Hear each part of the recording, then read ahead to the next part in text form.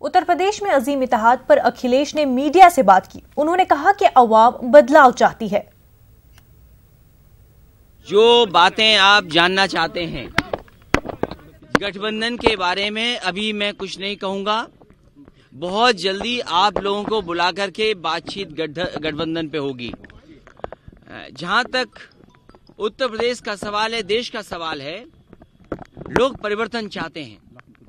किसान परिवर्तन चाहता है, नौजवान परिवर्तन चाहता है और व्यापारी परिवर्तन चाहता है। देश ने ऐसा वक्त देखा है जहां पर हर चीज रुक गई और जो वादे किए गए थे वो वादे नहीं पूरे हुए हैं। इसलिए देश परिवर्तन चाहता है। समाजवादी पार्टी तो वही गणित जो बीजेपी ने सबको सिखाया।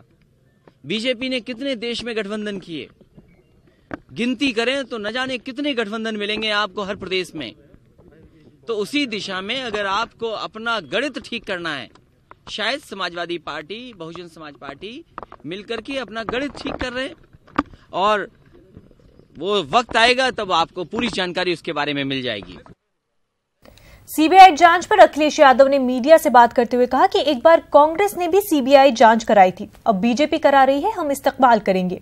अखिलेश ने कहा कि हमें सीबीआई के सामने अपनी बात रखने का मौका मिलेगा। कांग्रेस ने भी एक बार सीबीआई कराई थी, तब भी पूछताछ हुई थी।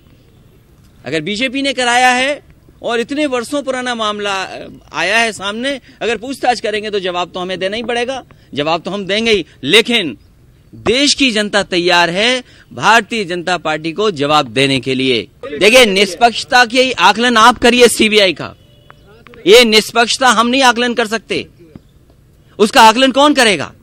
उसका आकलन आप कर सकते हैं। सुप्रीम कोर्ट ने क्या कहा? सुप्रीम कोर्ट ने सीबीआई के लिए क्या कहा? अभी झगड़ा हुआ, क्या कहा? अरे हम तो राजनीति में नए हैं अभी। चलो सीबीआई का एक बार फिर स्वागत।